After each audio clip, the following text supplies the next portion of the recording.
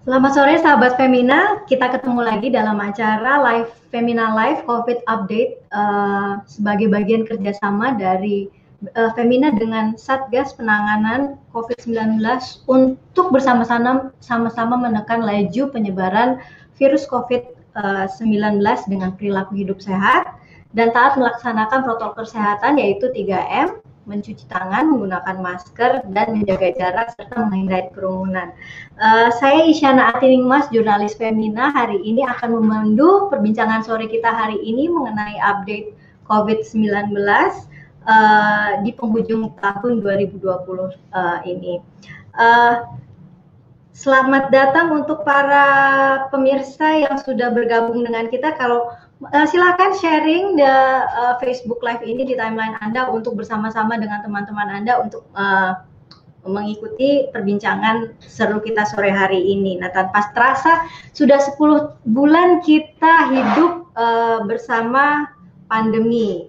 Nah, di penghujung tahun 2020 ini rencana vaksin COVID-19 menjadi harapan baru untuk kita semua keluar dari pandemi.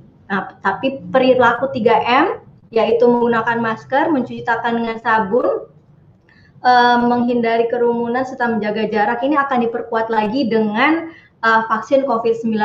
Nah, awal Desember lalu Presiden Joko Widodo sudah mengumumkan bahwa setiap masyarakat Indonesia akan mendapatkan vaksin gratis tanpa syarat. Nah, pemerintah juga sudah menunjuk 6 perusahaan untuk menyediakan vaksin di Indonesia, yaitu Sinovac asal Cina, vaksin merah putih dari Bio Farma, AstraZeneca Inggris, Moderna Amerika Serikat, Sinopharm Cina, dan Pfizer and BioNTech kerjasama Amerika Serikat dan Jerman.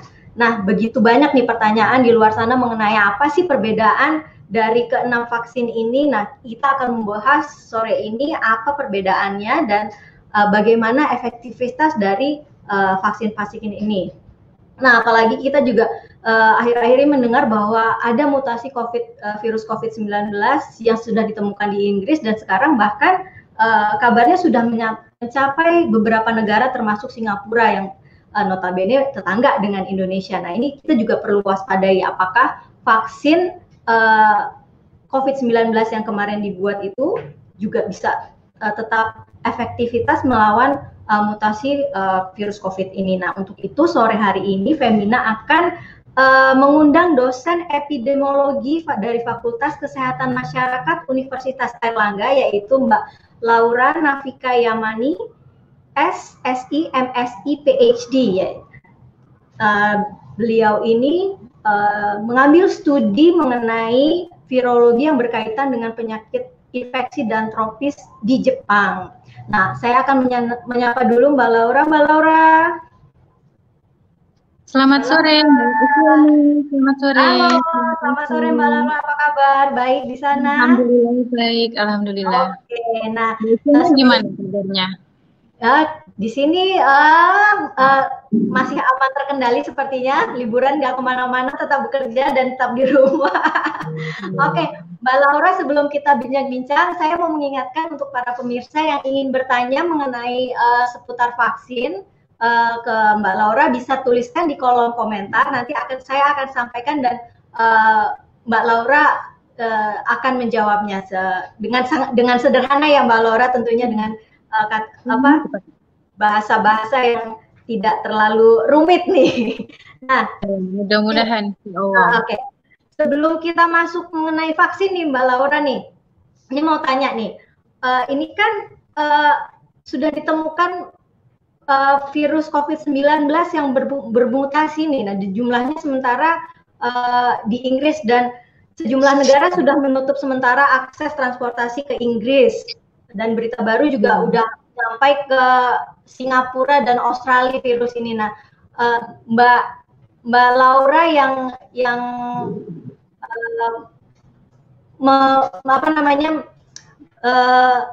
selalu update tentang virus-virus ini, menurut Mbak Laura gimana Kak? Soalnya katanya 70% lebih menular dibanding virus COVID yang pertama kali ditemukan Mbak Laura. Gimana Mbak Laura? Ya, pertama-tama saya ucapkan terima kasih ya Mbak Isyana yang sudah mengundang beserta kru dari Femina. Mudah-mudahan ini nanti kita bisa sharing ya secara bersama-sama tentang update COVID-19, terutama yang di Indonesia ya. Mungkin juga terkait tentang vaksin, kemudian juga nanti mungkin enggak apa-apa ditanyakan kalau misalkan ada hal-hal yang masih bingung ya terkait dengan vaksin ini. Kemudian kalau ditanya ya, ini kan kita juga menghadapi yang namanya virus yang sudah termutasi ya. Jadi informasi ini sebetulnya bukan pertama kalinya. Jadi kita tahu bersama bahwa sekitar bulan Agustus atau September ya, SARS-CoV-2 ini kan juga sudah mengalami mutasi. Jadi mutasi yang pertama yang kemudian di blow up ya, dan juga sama ditemukan di Eropa waktu itu pertama kali. Jadi ditemukan di Eropa Barat dan mutasi ini kan diberikan tipe D614G ya, di mana tipe mutasi ini juga dikaitkan dengan penyebaran dari kasus COVID-19 yang cukup tinggi gitu ya di Eropa. Kemudian juga tidak hanya ditemukan di Eropa waktu itu, juga negara-negara lain, Amerika, sampai pada akhirnya ternyata tipe strain mutasi ini menjadi yang dominan ya di seluruh dunia. Jadi tipe D614 ini juga sudah ditemukan di Indonesia. Jadi tipe ini memang berbeda dengan tipe yang berasal dari Wuhan ya, yang pertama kali kita anggap sebagai originalnya kan di Wuhan. Nah ini berbeda karena di Wuhan ini tidak memiliki mutasi itu, tapi setelah sampai ke Eropa gitu kan, kemudian ditemukan jenis mutasi itu. Nah kalau di Indonesia sendiri gitu ya, awal pandemi itu beberapa universitas kan juga sudah melakukan analisis sekuen ya dari whole genome virus. Jadi kalau virus ini kan dia punya materi genetik ya, genomiknya itu seperti apa. Kemudian dipetakan polanya ternyata memang di awal-awal pandemi yang di Indonesia itu belum muncul yang namanya mutasi D614 ya. Kemudian diinformasikan kembali bahwa muncul tapi tidak banyak. Waktu itu ya hanya sekitar, karena kita tahu juga bahwa di Indonesia ini kan sangat kurang ya. Jadi penelitian mengenai whole genome dari virus ini, kalau kita bandingkan dengan negara-negara maju, khususnya yang di Inggris gitu ya. Kenapa kok di Inggris itu sampai menemukan mutasi virus ya? Jadi sampai mengumumkan mutasi virus jenis X gitu misalkan. Nah ini karena memang sistem surveillance yang di negara Inggris ini sangat bagus ya. Jadi secara teknologi mereka mumpuni, artinya mereka sudah ada fasilitas itu. Tidak hanya sekedar melihat ada virus atau enggak, tapi juga melihat bagaimana sih karakteristik dari virusnya itu dengan menggunakan ya tentunya teknologi yang maju juga ya.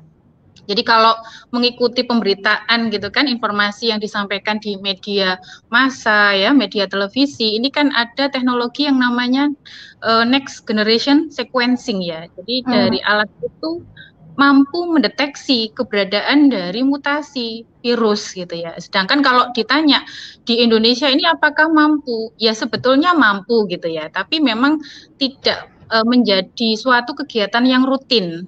Artinya ya karena kita kan masih fokus pada pemeriksaan sehingga ya tidak mendapatkan seperti yang di Inggris dapatkan kan gitu ya. Jadi kalau di Inggris itu kan untuk yang tipe mutasi kedua ya, ini kan yang baru-baru saja diinfokan gitu kan bahwa di Inggris ini ternyata ada tipe baru yang mungkin lebih bisa dikatakan lebih banyak ya mutasinya jika dibandingkan dengan sebelumnya. Jadi kalau sebelumnya itu hanya satu titik mutasi ya, jadi D614G. Tapi yang akhir-akhir ini diberitakan itu sampai sekitar 17 titik mutasi.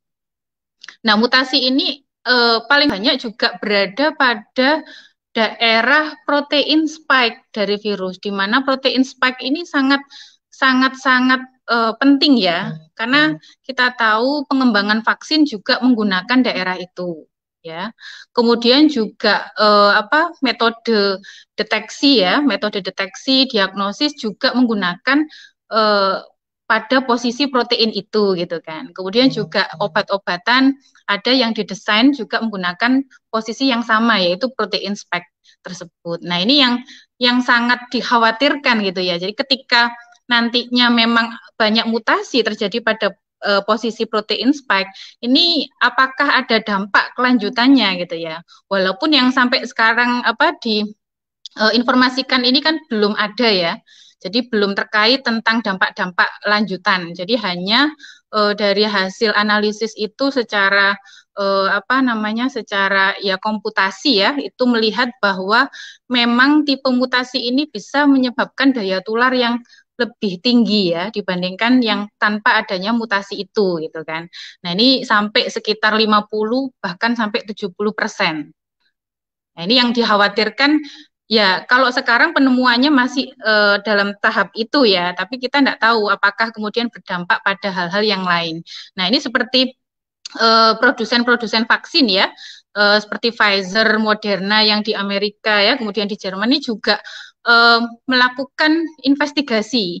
Jadi melakukan eksperimen di laboratorium apakah betul ada dampak kemunculan mutasi ini pada keefektifan dari vaksin yang sudah dikembangkan. Tapi pernyataan awal dari ya CEO produsen vaksin tersebut mengatakan bahwa mereka optimis bahwa vaksin ini tuh masih bisa bekerja walaupun muncul strain mutasi yang baru yang tipe yang sekarang itu ya mutasinya seperti itu. Yang dikabarkan sekarang itu hanya berpengaruh kepada tingkat penularannya yang lebih cepat ya, Mbak Laura ya. Belum ada informasi terbaru mengenai hal-hal yang lainnya ya. Oke, ya. Mbak mau bertanya sedikit nih, boleh nggak dijawab tidak agak singkat gitu? Ini pertanyaan bodoh mungkin dari saya gitu. Kenapa sih virus ini bisa bermutasi dan kenapa mutasinya itu kok ada di, kalau kita lihat polanya ada di Eropa ya Mbak ya gitu. Apakah mungkin juga di Asia seperti di Indonesia ini si virus ini bermutasi juga gitu? Iya, jadi bukan pertanyaan bodoh ya Mbak Isyana. Ini juga mungkin masyarakat umum yang awam ya tentang ya mungkin tidak banyak juga orang-orang yang mengetahui tentang ini gitu ya. Jadi kalau seperti saya memang kan fokus penelitiannya terkait dengan virus gitu kan. Jadi banyak tahu dibandingkan dengan mungkin masyarakat secara umum ya. Nah, kalau ditanya kenapa kok virus ini bisa bermutasi gitu ya, ini memang karakter alamiahnya virus gitu ya. Jadi secara natural virus ini tuh mampu melakukan perubahan-perubahan genetik. Ya, jadi apalagi virus ini kan termasuk dalam kelompok virus RNA. Jadi kalau kita belajar tentang virus RNA ini, memang dia sangat mudah untuk merubah genetiknya ya. Kenapa kok dia bisa merubah genetik? Ini memang tergantung dari lingkungannya. Tapi lingkungan yang dimaksud untuk virus ini bukan lingkungan yang seperti lingkungan manusia ya, yang alam gitu ya. Tapi lingkungan yang dimaksud di sini adalah lingkungan dalam host, dalam inangnya. Jadi virus ini kan tidak bisa kemudian berkembang biak ketika tidak menemukan host. Host yang dimaksud ini adalah kan manusia. Jadi ketika dia menginfeksi manusia, maka lingkungan yang dimaksud itu ya di dalam tubuh manusia itu gitu kan. Nah, kemudian ketika dia menemukan hostnya ya, inangnya, virus ini dengan mudah untuk melakukan perkembangbiakan. Jadi melakukan replikasi, memperbanyak diri gitu ya. Jadi kalau seperti manusia ini kan harus ketemu pasangannya dulu untuk memperbanyak diri ya. Artinya menghasilkan keturunan. Tapi kalau untuk virus ini ya paling tidak dia harus menemukan hostnya. Jadi hostnya ini kan manusia. Jadi ketika sudah menemukan inangnya ya manusia, kemudian dia bertemu dengan reseptor, jadi klik ya, reseptor sel di dalam manusia, maka virus ini akan bisa mudah untuk masuk menginfeksi ke sel manusia. Dalam hal ini ya kita tahu bersama bahwa virus ini kan mencari reseptor yang disebut sebagai AC2. Ya, jadi AC2 ini juga sebetulnya tidak hanya di satu organ ya, di beberapa organ, tapi ya yang mayoritas adalah organ dari paru-paru. Makanya kan paling banyak menginfeksi pada organ paru-paru. Nah, ketika si virus ini mendapatkan reseptor AC2 ya pada organ, kemudian masuk ke dalam sel ya. Jadi masuk ke dalam sel. Nah, di dalam sel dia mendapatkan rumahnya. Ya, mendapatkan rumahnya, kemudian dia bisa melakukan perkembangbiakan, memperbanyak diri, replikasi gitu ya. Nah, dalam proses replikasi virus ini itu tidak ada tidak ada kelebihan ya. Kalau di manusia itu ketika kita memperbanyak sel, misalkan kita terluka ya di bagian kulit gitu, tapi kemudian nanti kulitnya bisa tumbuh kembali kan, artinya menjadi normal. Nah, sebetulnya selnya ini melakukan replikasi ya, tapi replikasinya ini yang terarah. Tapi kalau virus ini replikasinya tidak terarah. Artinya dia tidak mempunyai kemampuan untuk memperbaiki perubahan dari genetik. Jadi ketika melakukan replikasi perbanyakan diri, nih ada kecenderungan untuk merubah genetiknya. Ya, kemudian ya kalau perubahan itu bisa menjadi dua sisi ya. Perubahan genetik pada virus ini sebetulnya ada dua sisi, ke arah melemahkan dari virus, ya, atau yang kedua bisa memperkuat kondisi dari virusnya ini. Tapi kita tidak bisa memprediksi bahwa mutasi ini akan terjadi atau mutasi yang ke arah memperlemah virusnya ini akan terjadi. Nah, ini memang terjadinya secara natural. Ya, jadi itu akan terlihat ya ketika kemudian virus ini menampakkan karakternya seperti yang di Inggris ya. Ini kan sebetulnya sudah ditemukan sejak September sebetulnya tipe mutasi 17 itu. Tapi kemudian tidak dirilis secara langsung karena mengumpulkan bukti-bukti para ilmuwan di Inggris. Jadi untuk memperbanyak bukti-bukti sehingga bisa memperkuat bahwa hipotesisnya itu betul. Ya, dengan keberadaan mutasi virus ini ternyata ada sifat, ada perilaku biologis virus yang berubah. Gitu ya. Jadi kita tidak akan bisa memprediksi bahwa virus ini arahnya ke arah yang baik untuk si virus ya, artinya menguntungkan virus. Apakah mutasi ini akan memperburuk kondisi dari si virus, artinya menjadi lemah virusnya ya. Nah ini yang memang di luar dari kendali kita gitu kan. Kemudian ya penampakan dari misalkan ya. Kalau misalkan tadi Mbak Laura berbicara kalau virus itu memperbanyak diri setelah dia ketemu hostnya dan tergantung kondisi hostnya dia akan mereplika dan kemungkinan bisa bermutasi. Nah, tadi pertanyaannya saya ajukan di awal, berarti mungkinkah si virus ini juga bermutasi di Asia atau di Indonesia bahkan? Ya, ini pertanyaan bagus. Jadi seperti yang saya sampaikan tadi, ini kan juga tergantung kondisi lingkungannya ya. Jadi hostnya ini siapa? Apakah hostnya ini dari ras Eropa gitu kan? Jadi kita berbicara tentang ras ya. Apakah kemudian hostnya ini Asia? Nah, karena memang ras ini mempunyai keterkaitan ya dalam metabolisme dari sistem imun gitu ya. Jadi pembentukan dari mutasi virus ini memang juga didukung atau disupport oleh ras tadi. Jadi mungkin ditemukan pertama kali di Eropa ya, karena ya dari sistem imun kan virus ini kenapa sih kok melakukan mutasi gitu ya? Tadi kan karena ada replikasi, kemudian kenapa kok mutasinya ini bertahan gitu ya? Kalau ditanya kenapa kok mutasinya bertahan, itu disesuaikan dengan lingkungan inangnya. Jadi sebetulnya kalau untuk kelompok usia produktif itu kan sistem imunnya kan bagus ya Mbak Isyana.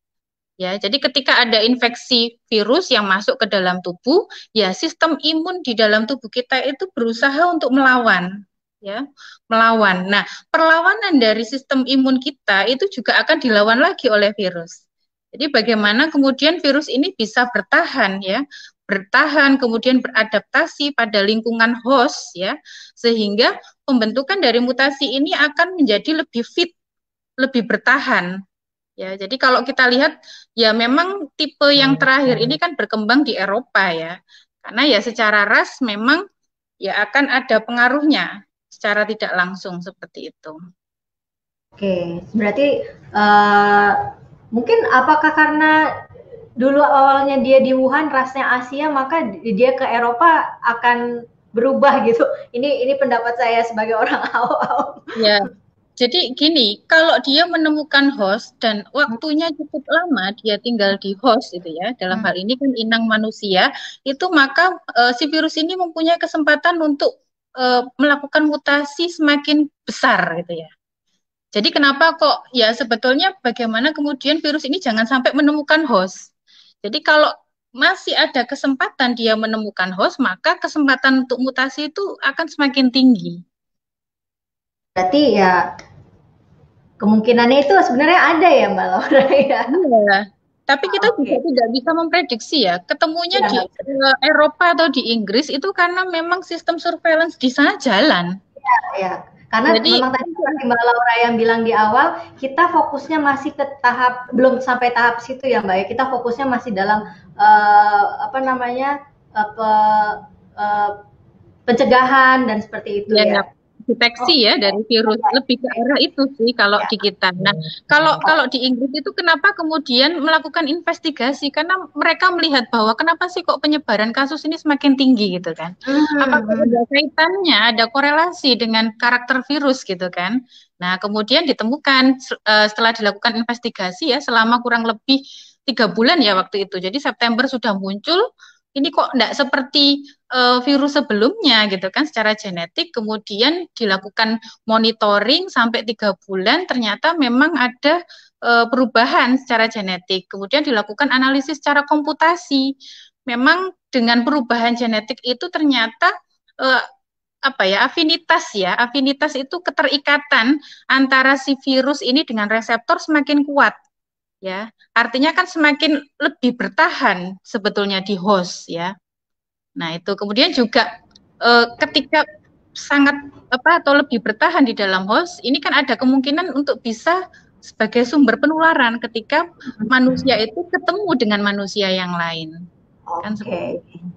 Oke, nah ini Mbak, kita mau lanjut ke pertanyaan selanjutnya yang mungkin juga banyak yang bertanya di luar sana. Nah, sekarang itu kan kita kan sudah diumumkan nih bahwa kalau di Indonesia nanti akan ada 6 vaksin yang akan diberikan ke seluruh masyarakat Indonesia, yaitu Sinovac, vaksin merah putih, AstraZeneca, Moderna, Sinopharm, dan Pfizer. Nah, Mbak bisa dijelaskan nggak sih apa perbedaan dasar dari keenam jenis vaksin ini, Mbak Laura?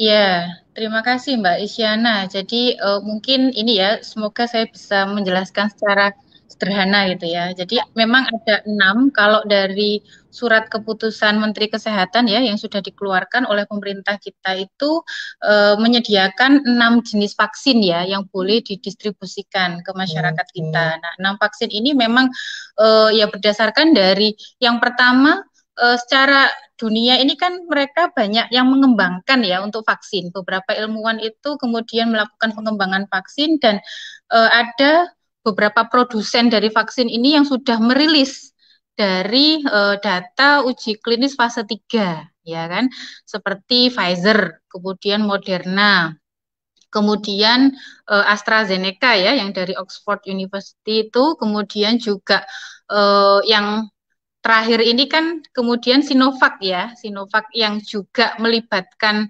masyarakat Indonesia ya dalam uji klinis fase 3 untuk vaksinnya. Nah, kalau ditanya perbedaannya memang pengembangan vaksin ya oleh ilmuwan ini menggunakan banyak platform ya, banyak cara gitu. Jadi tidak spesifik ke satu. Kenapa kemudian kok dilakukan dengan banyak platform atau cara? Memang kita tidak tahu mana sih yang terbaik gitu ya. Jadi kalau ditanya nanti mana sih vaksin yang terbaik? Sebetulnya kita tidak mengharapkan vaksin yang terbaik, tapi kemudian mana yang bisa memberikan keefektifan ya. Jadi kalau keefektifan ini kan bisa dinilai dari angka. Jadi seperti Pfizer dan Moderna ini kan sudah merilis data apa namanya uji klinis fase 3 itu menyampaikan bahwa efikasi dari vaksinnya ini mencapai 95%. Ya, artinya apa? Artinya nanti kalau ada orang yang disuntik dengan Pfizer atau Moderna ya, sebanyak 100 orang, maka 95 orang ini akan memberikan kekebalan pada tubuhnya. Ya. Nanti berbeda lagi dengan tipe vaksin yang lain seperti AstraZeneca itu ya yang dari dengan kerjasama Oxford University itu menyampaikan bahwa efikasi vaksinnya ini dengan rentang 70 sampai 90%. Karena memang negara-negara yang dilibatkan ya untuk uji klinis fase 3 ini kan memberikan perbedaan data ya. Jadi memberikan rentang 70 sampai 90%. Artinya apa ya?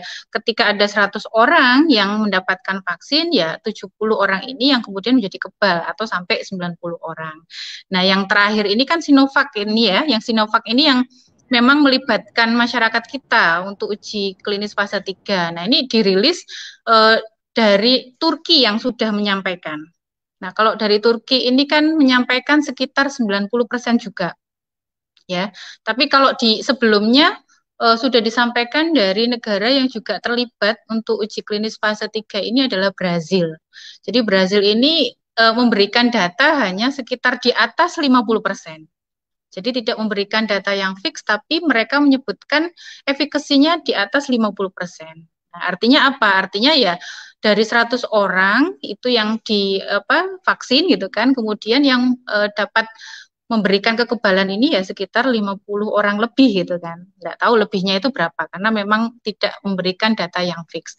Nah, untuk yang di Indonesia sendiri gitu kan yang melibatkan orang-orang yang di Bandung ya kerjasama juga dengan Unpad gitu kan. Ini belum merilis data fase 3-nya ya. Jadi kemungkinan nanti sekitar bulan Januari itu nanti akan disampaikan bagaimana hasil uji klinis fase 3-nya. Nah, kita berharap bahwa memang yang di Indonesia ini juga memberikan efikasi yang tinggi. Jadi harapan pengembangan vaksin ini kan sebetulnya dua ya, Mbak ya. Jadi yang pertama bagaimana tingkat keamanannya ya. Jadi jangan memberikan efek samping yang kemudian menjadi berat ya. Jadi kalau efek sampingnya ini yang ringan itu wajar.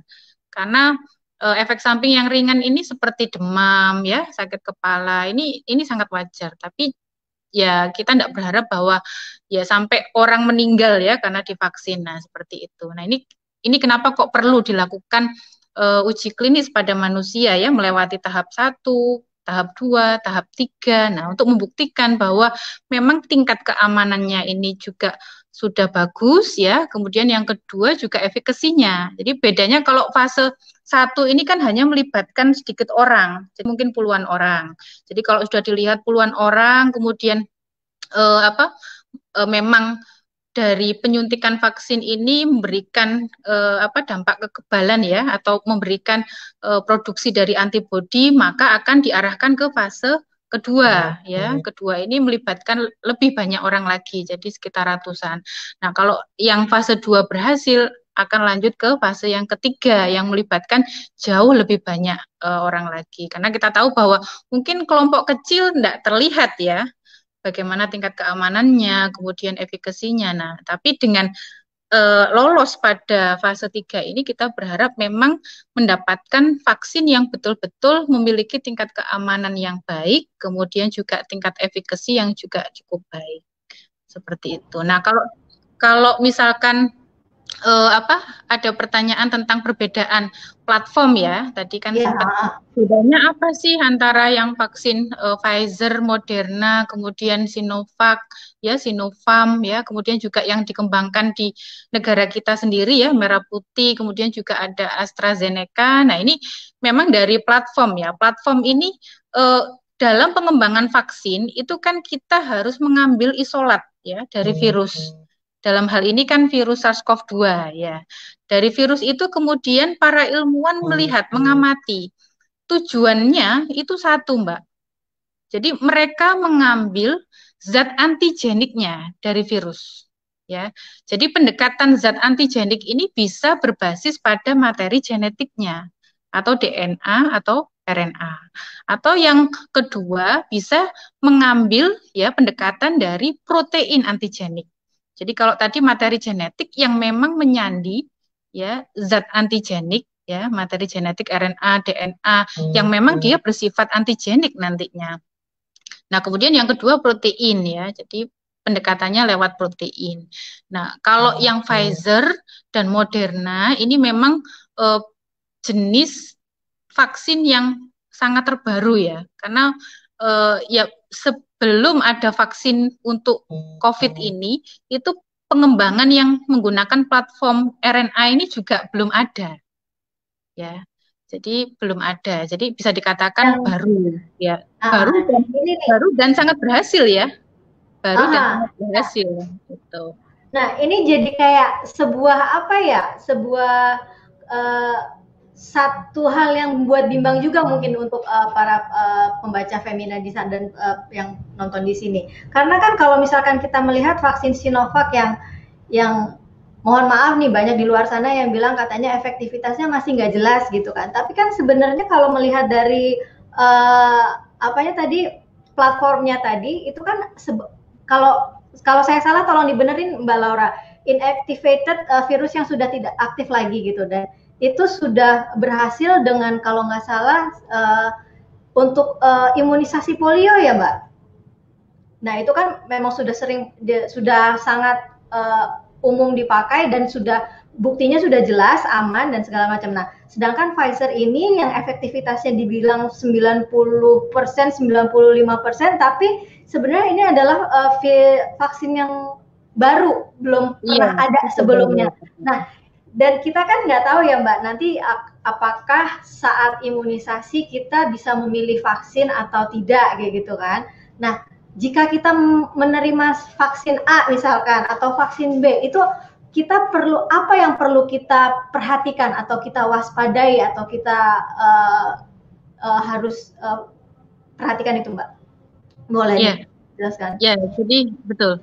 Jadi kalau di luar dari di luar dari 6 vaksin ya yang sudah disampaikan tadi kan ada Pfizer, Moderna, kemudian Sinovac, Sinopharm ya, AstraZeneca, dan yang terakhir adalah vaksin merah putih. Itu sebetulnya secara umum pengembangan vaksin ini kan ada beberapa platform ya.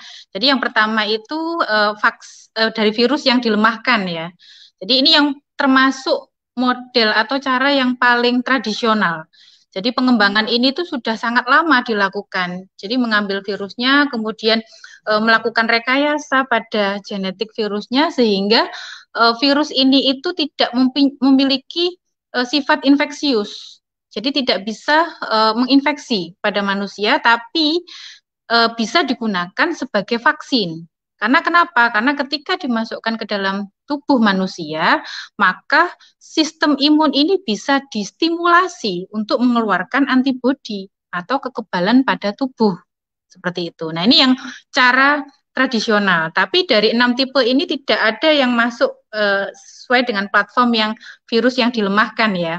Kemudian yang kedua ada tipe lain yaitu virus yang dinonaktifkan ya. Jadi yang dinonaktifkan ini sebetulnya sama dengan yang virus yang dilemahkan, sama-sama mengambil virus aslinya, tapi bedanya apa? Kalau yang tadi yang dilemahkan itu masih bisa berkembang biak walaupun sifat infeksiusnya itu sudah dihilangkan ya, dilakukan rekayasa genetik, kemudian sifat infeksinya ini sudah tidak ada lagi. Tapi ketika dimasukkan ke dalam tubuh, virus ini tuh masih bisa melakukan replikasi, perbanyakan diri. Tapi kalau yang dinonaktifkan, ini mengambil virus aslinya, ya, kemudian diberikan zat-zat kimia, ya, sehingga virusnya ini sudah mati. Artinya sudah tidak punya daya untuk melakukan perkembangbiakan, ya, tapi masih dikenali oleh sistem imun sebagai virus, ya, untuk menstimulasi antibodi yang sesuai dengan virus itu. Karena kita tahu bahwa antibodi ini kan sifatnya spesifik. Kalau yang dimasukkan virus itu, maka yang dikeluarkan adalah antibodi untuk virus itu. Ya. Kemudian kalau yang termasuk 6 jenis ini, mana yang sesuai dengan yang tadi ya? Kalau yang dilemahkan tidak ada. Tapi kalau yang dinonaktifkan itu adalah yang Sinovac dan Sinopharm. Ya. Sinovac dan Sinopharm. Nah, ini ya. Tapi kemudian apakah masyarakat kita nanti bisa memilih gitu kan? Vaksin mana yang mau digunakan gitu kan. Saya rasa kalau pada kondisi pandemi ini tidak bisa ya. Artinya kita ya sangat bergantung pada skenario yang sudah dibuat oleh pemerintah. Karena pengadaan dari vaksin ini kan awal-awal sangat terbatas ya Mbak ya. Jadi ya yang sesuai dengan misalkan anggaran dari pemerintah kita ya, kemudian sesuai dengan fasilitas yang ada di negara kita. Nah, ini yang akan didatangkan karena kita tahu bahwa Pfizer dan Moderna ini cukup unik ya. Jadi vaksinnya ini membutuhkan cold chain yang sangat rendah untuk suhu. Jadi kalau yang untuk Pfizer itu sampai minus 70 derajat, ya. Kalau yang Moderna ini masih di atasnya, minus 20. Artinya apa? Apakah negara kita ini sudah memiliki fasilitas itu? Apalagi vaksin ini akan didistribusikan ke daerah-daerah pelosok, gitu kan?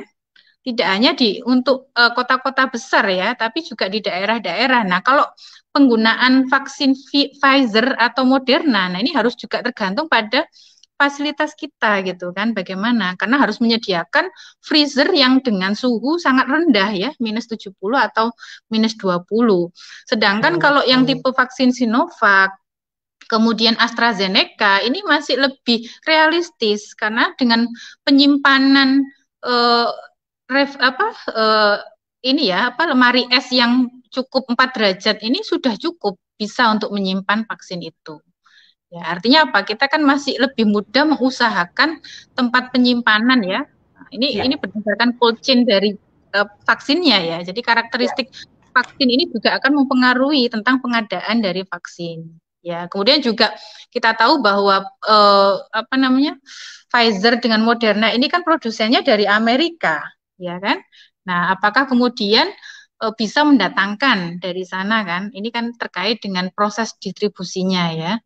Nah, nanti sampai ke Indonesia juga akan difikirkan bagaimana distribusi ke daerah-daerah yang lain. Kalau kita bandingkan dengan di Cina ini kan memang lebih dekat yang di Cina, ya kan? Dan juga secara tadi cold chain dari vaksinnya ini tidak butuh sesuatu kondisi yang sulit ya jika dibandingkan dengan Pfizer dan Moderna. Nah, kalau ditanya, tapi kan Sinovac ini efikasinya masih tidak jelas, ya kan?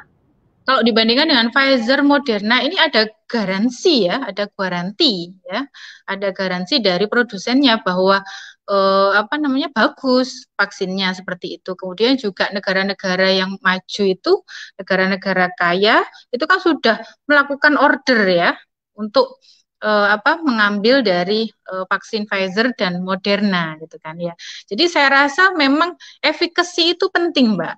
Efikasi penting. Jadi kita goal dari vaksinasi itu kan untuk mencapai herd immunity ya.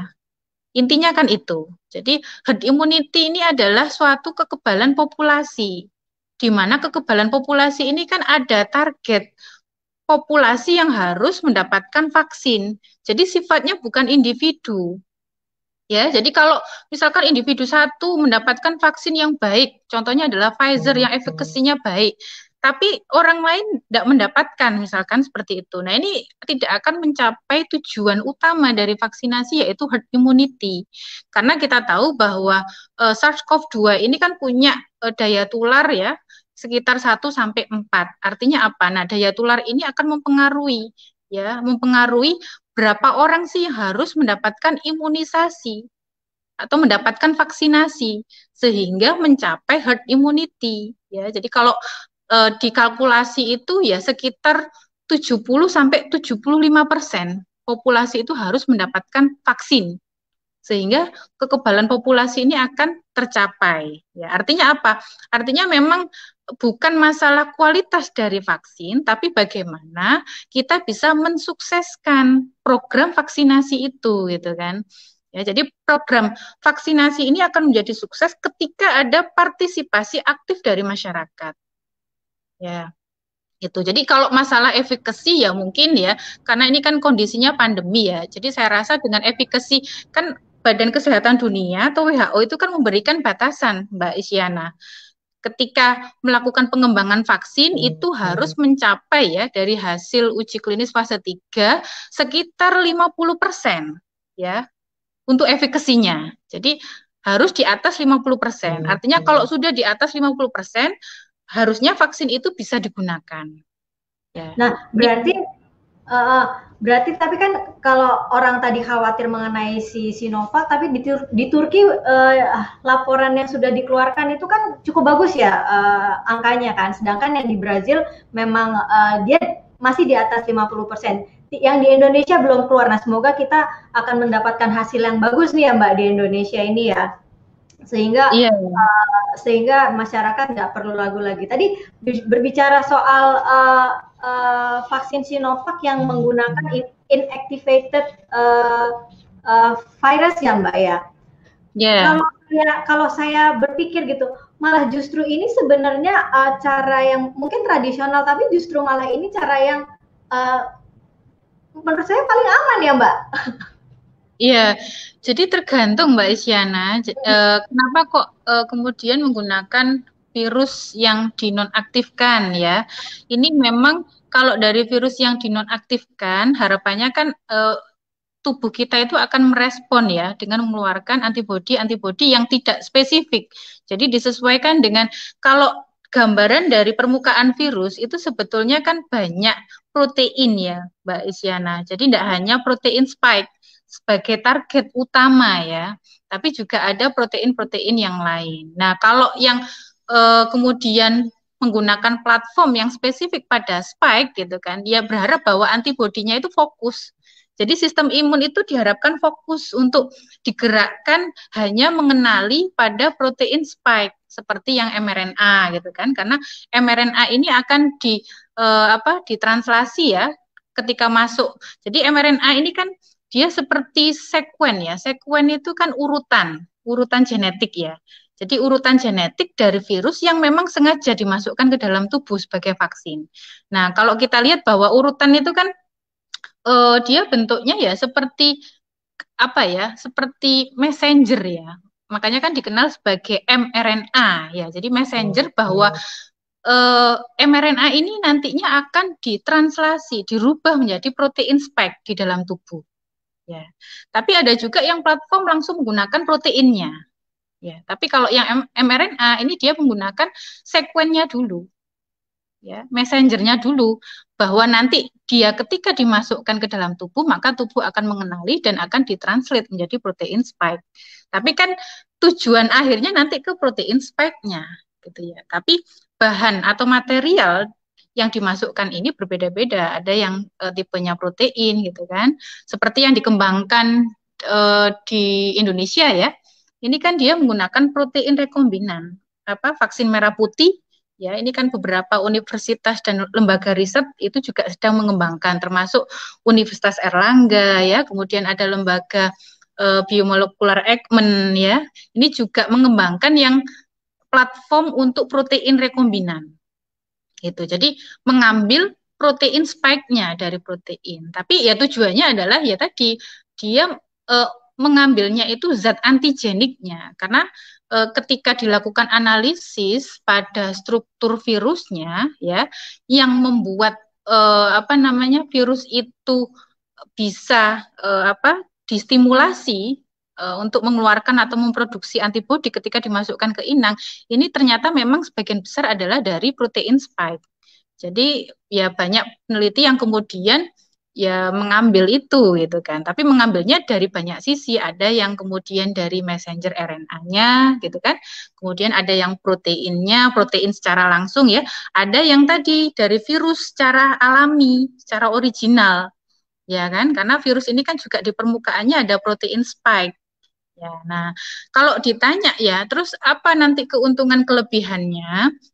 Kalau secara teori memang kalau yang dilemahkan ya atau dinonaktifkan ini mungkin akan istilahnya akan memberikan dampak pada kelompok orang tertentu. Ya, jadi karena kita tahu bahwa ada kelompok orang yang dengan kondisi imunokompromis.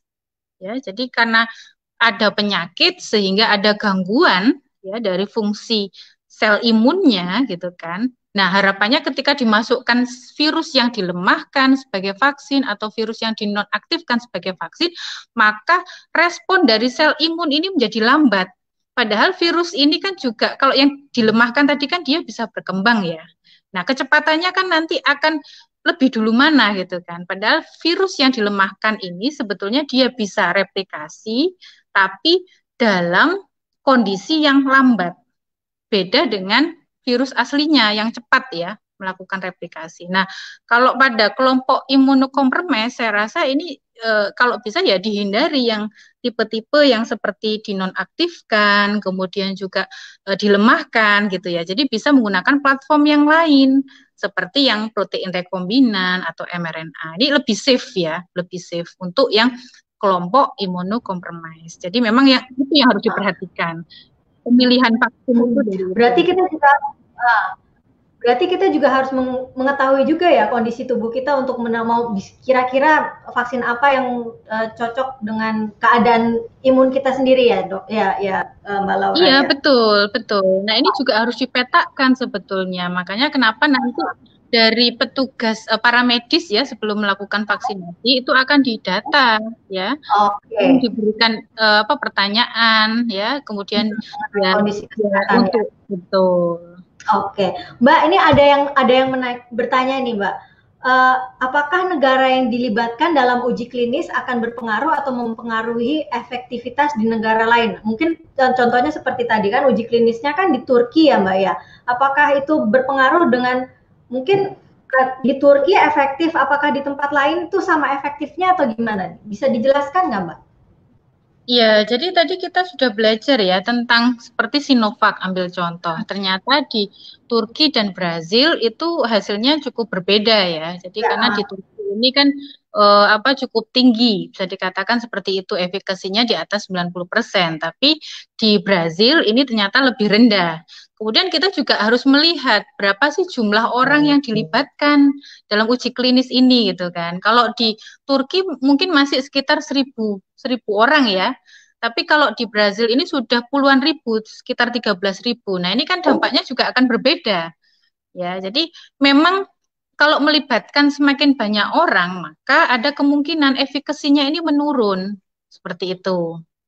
Ya, jadi nanti kalaupun sudah didistribusikan kepada masyarakat, ya terus akan dilakukan monitoring karena dari uji klinis fase 3 itu menghasilkan efikasi yang tinggi.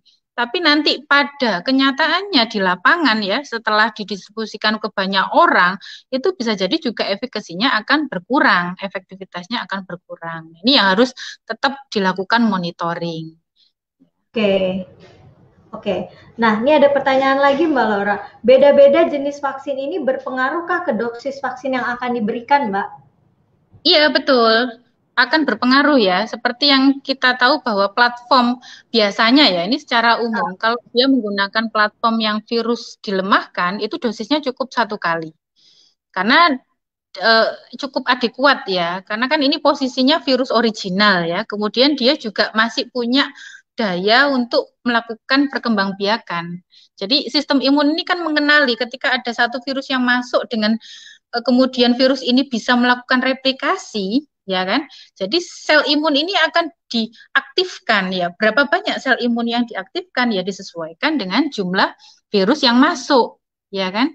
Jadi semakin banyak virus yang masuk atau vaksin ya dalam hal ini adalah vaksin dari virus yang dilemahkan yang banyak masuk kemudian bisa melakukan replikasi walaupun lambat. Nah, ini sistem imun juga akan diaktifkan disesuaikan dengan jumlahnya itu, akan semakin banyak.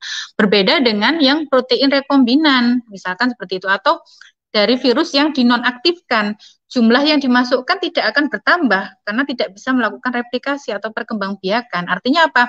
Artinya ya sel imun itu hanya mengenali konsentrasi atau jumlah dari vaksin yang dimasukkan itu.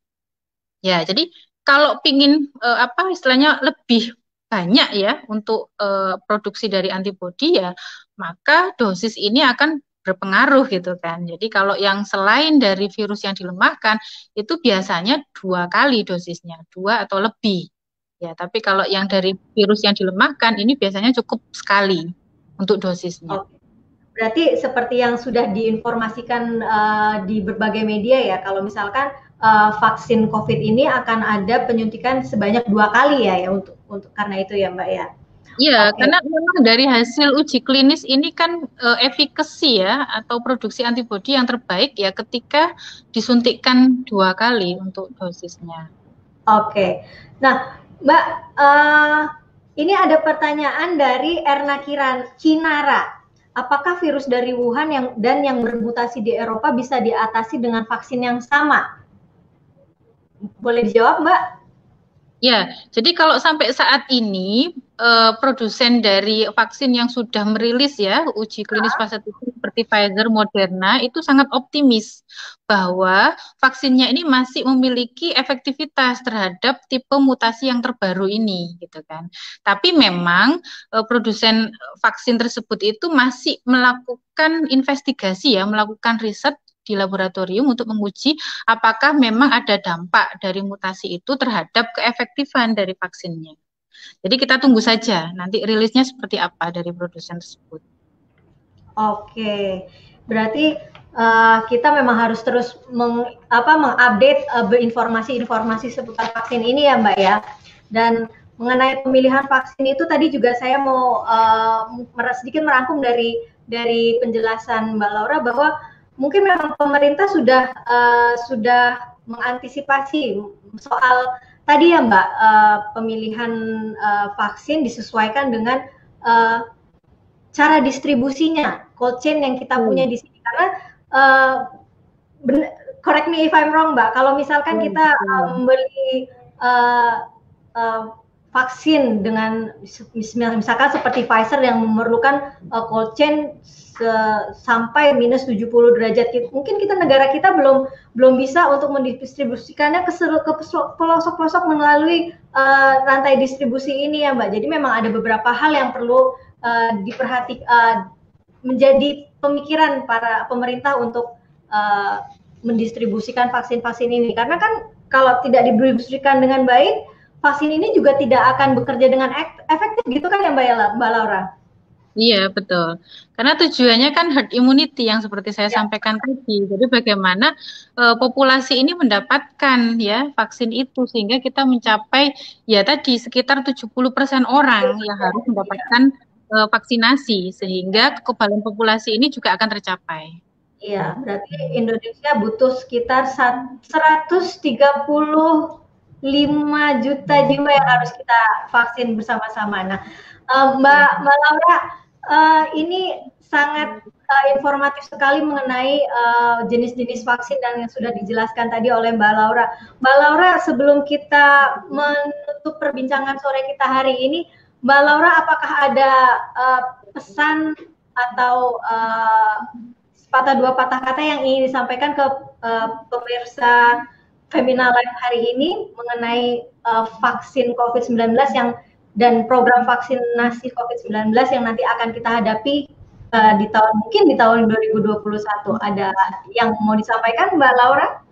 Ya, jadi kita sangat berharap ya bahwa pengadaan vaksin ini akan lebih cepat ya dilakukan oleh pemerintah Indonesia. Tapi masyarakat juga harus bersabar bahwa vaksin ini kan kemudian tidak bisa serta-merta didistribusikan ya, karena kita harus menunggu dari uji klinis fase 3 ya, terutama dari vaksin Sinovac yang memang sudah dibeli oleh pemerintah kita. Nah, kemudian untuk hasil dari vaksin ini kemudian apakah bisa menghentikan pandemi COVID-19? Tentunya tidak bisa dalam jangka waktu yang pendek ya. Artinya tetap kita harus menunggu mungkin 2 sampai 4 tahun gitu kan.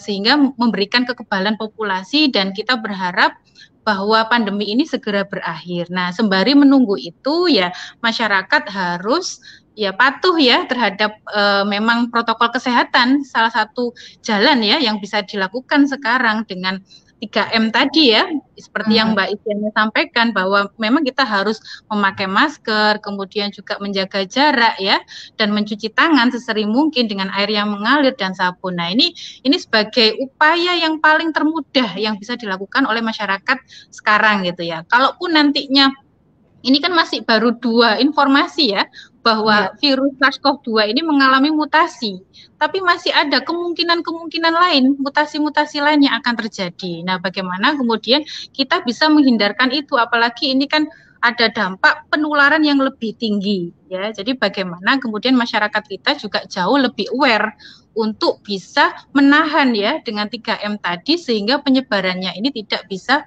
terjadi secara meluas, gitu. Jadi harus tetap menerapkan yang namanya 3M. Oke, nah itu tadi pesan-pesan yang Mbak Laura. Walaupun kita sudah menerima vaksin nantinya, kita harus tetap melaksanakan protokol 3M, yaitu menggunakan masker, mencuci tangan, dan menghindari kerumunan. Karena memang membutuhkan waktu lama ya Mbak ya, untuk kita mendapatkan herd immunity ini ya. Betul. Oke Mbak Lola, terima kasih untuk perbincangan seru kita sore hari ini. Semoga obrolannya bisa menjadi informasi yang berguna untuk kita semua mengenai vaksin COVID-19. Dan saya mau mengingatkan juga ke para penonton supaya jangan termakan hoax, karena selain tidak penting itu cuma bikin kita tambah stres aja. Oke, nah sebelum vaksin benar-benar kita terima, kita juga harus tetap disiplin menjalankan protokol kesehatan 3M, mencuci tangan, sekali lagi menggunakan masker, mencuci tangan, menjaga jarak, dan menghindari kerumunan. Bahkan setelah mendapatkan vaksin COVID, kita pun harus terus melakukannya. Nah, jalankan terus 3M, tetap sehat. Terima kasih sahabat Femina sudah menyaksikan live sore hari ini. Selamat tahun baru 2021. Di rumah saja jauh lebih baik, aman dan sehat. Bye-bye, selamat sore. Selamat sore.